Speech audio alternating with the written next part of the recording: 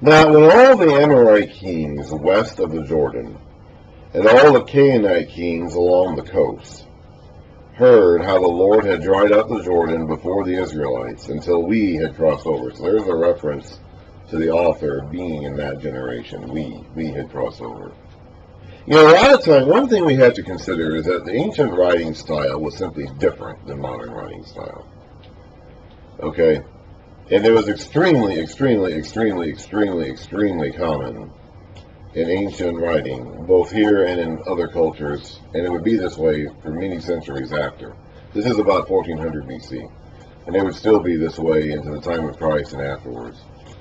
It was extremely common for ancient authors, especially authors of documents like this, and maybe not so much like personal correspondence, like letters, because you wouldn't have had too much of that in this time period anyway.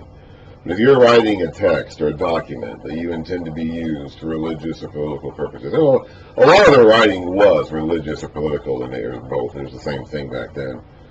A lot of their writing was, religious and political in nature. They didn't have the materials. Writing was a major endeavor at this point in time. Even if you had very few people had the ability to read, even fewer had the ability to write. If you're one of those people who had that ability, you still need to have access to materials to write with, and that would have all been difficult. Okay, like it would have been a major deal. So a lot of writing was religious or political in nature, or both. Again, because religion and politics pretty much were the same thing back then. And quite a few, most of the ancient documents, just about all ancient documents at this time, were written to justify a certain belief system. This book was written to justify a certain belief system. Other ancient texts and documents and treatises, or whatever, were written to justify certain belief systems. That's just what writing was back then. That's the reason why people wrote things down. But it's extremely common for authors of texts to self-obscure themselves. Okay, like today when we think about writing, we think about, for example, first person or third person narrators. Like who's telling the story. All right, that's writing one-on-one. You'll probably be taught that in grammar class in third grade or something like that. Who knows?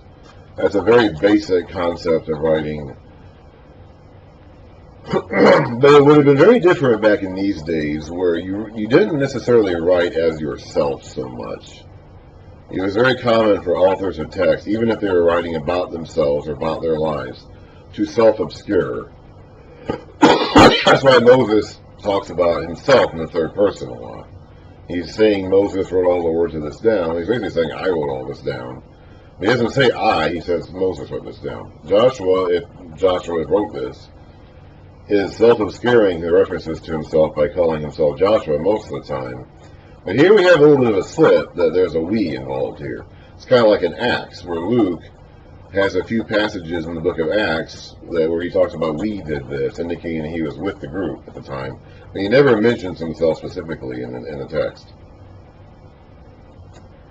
And that's very common. The works of Josephus, a contemporary of the first century, Jewish author, the first century, contemporary with the times that the New Testament would have been being written, wrote all of his books down, and including the narrative of the war between the Romans and the Jews, which he was a direct participant in, and he was heavily involved in from start to finish. But when he writes about himself, he talks about himself in the third person. Now, he introduces himself at the beginning of his work, so we know that he is writing it. But when he gets to the portions of the text that involve him, he refers to himself in the third person. So the idea of self-obscuring yourself and kind of removing yourself as a writer, not identifying yourself as a writer, or removing yourself, creating a level of separation between yourself as a writer of the work and yourself as a character in the work that you're writing about, was extremely common in ancient writing back in those days. It was somewhat inappropriate to write about yourself to that degree. We don't, of course, have that problem today. We're very accustomed to talking about ourselves and writing about ourselves today. But in those days, that was something of an inappropriate technique. So a lot of these ancient texts, even the ones that are written by the men whose names are on the texts, like Joshua, and we really don't know for certain that Joshua wrote this. It could have been one of the priests that he knew at the time, maybe like Phinehas or whatever. Most of the Old Testament would have probably been compiled or written by the priests, or the Levites, or the prophets, or in a lot of cases were the same. Joshua was not a Levite or a priest. So there is, I think, some reason to speculate that maybe he didn't write it instead of priests did. We really don't know. But whoever it was, apparently was a member of this generation. Because whoever it is identifies himself as a we here. So we had crossed over. Their hearts melted, and they no longer had the courage to face the Israelites. He doesn't say to face us. So he catches himself. He did let that one we slip through there. At that time, the Lord said to Joshua, "Make flint knives and circumcise the Israelites again." So Joshua made flint knives and circumcised the Israelites at Gibeath Haraloth, which means the hill of foreskins. Which I'm assuming means they took off all of this, they cut off all of this flesh, and then took it and piled it on a hill. Doesn't that sound great? I'm guessing that's what that means. Now, this is why he did so. All those who came out of Egypt, all the men of military age, died in the desert on the way after leaving Egypt. All the people that came out had been circumcised, but all the people born in the desert during the journey from Egypt had not. The Israelites, I don't know why, I really don't know why. The Israelites had moved about in the desert 40 years until all the men who were of military age when they left Egypt had died, since they had not obeyed the Lord. For the Lord had sworn to them that they would not see the land that he had solemnly promised their fathers to give us. It's on us. Another reference to the author being a member of this generation. A land flowing with milk and honey. So he raised up their sons in their place, and these are the ones Joshua circumcised. They were still uncircumcised, because they had not been circumcised on the way. I don't know why not. They just hadn't been. And after the whole nation had been circumcised, they remained where they were in camp until they were healed. Now this is very dangerous. This is an act of faith by the people, because they're in enemy territory now. They are on the other side. They didn't do this before they crossed the Jordan. They could have done this while they were still on the other side of the Jordan. Well, Moses was still alive, for example, and been relatively safe because they would have been in their own territory they had already conquered and captured.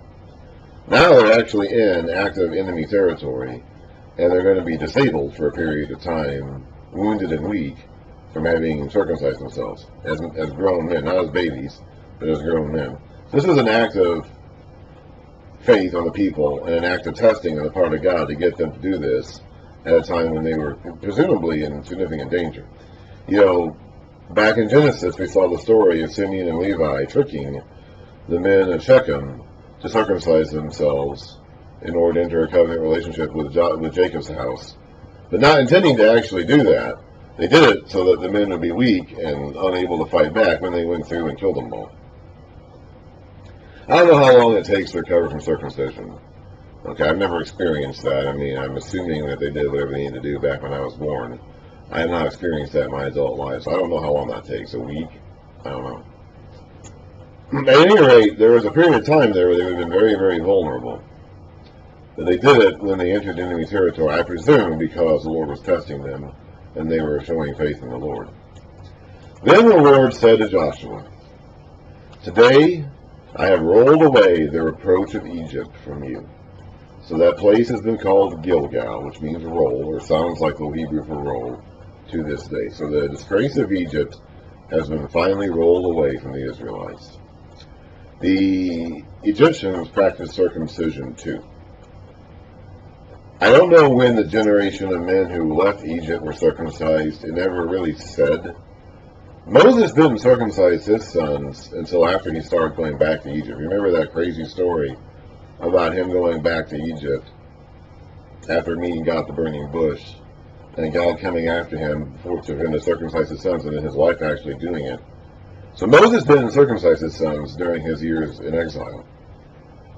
The Egyptians circumcised their children, but they considered it a sign of their ruling race. So it could be the Israelites were not allowed to practice circumcision during their years of slavery because they weren't Egyptians. They weren't a member of the ruling race. So it could be the Israelite men did not circumcise themselves until after they came out of Egypt, maybe when they were at Mount Sinai for that year. It doesn't really say that, never said that in the text, but it could be. And it could be that finally circumcising the second generation again, after getting out of Egypt and getting into the land, they finally kind of put that disgrace behind them. So that element of their story is over. They're finally out of Egypt. They're free of the disgrace of being second-class citizens or slaves in Egypt, and they're free of the disgrace of their previous generation having disobeyed the Lord and died in the wilderness on the way. That all is now past. That has been rolled away. That has been removed from them. On the evening of the 14th day of the month, while camped at Gilgal on the plains of Jericho, the Israelites celebrated the Passover. Oh my, oh my, oh my. The day after the Passover, that very day, they ate some of the produce of the land, unleavened bread and roasted grain. The manna stopped the day after they ate this food from the land. There was no longer any manna for the Israelites, but that year they ate the produce of Canaan. That's another major chapter in the history that's now finished. The manna has passed. On that day, the manna stopped. They got to the point where they hated it. I'm sure it was the most delicious food that anyone's ever eaten. But they had nothing but manna every day for 40 years. So they got to the point where they hated it. But now it's done. And I don't believe manna has ever been seen on the earth ever since. I don't believe manna is a normal, natural product. I believe whatever it was, and the Israelites themselves didn't know what it was, but manna means, what is it? Whatever it was,